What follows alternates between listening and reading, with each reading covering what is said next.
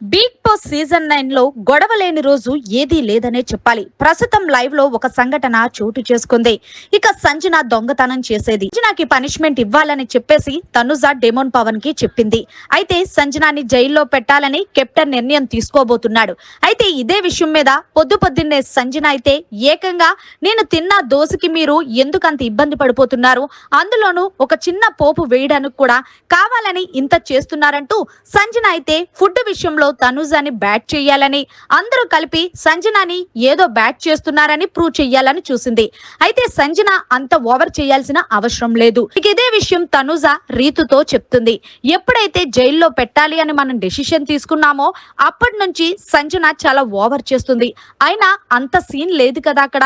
ఏదేమైనా సరే సంజన ఇంకొకసారి దొంగతనం చేస్తే ఊరుకునే పనే ఉండదు అంటూ తనుజ అయితే రీతుకి చెప్తుంది.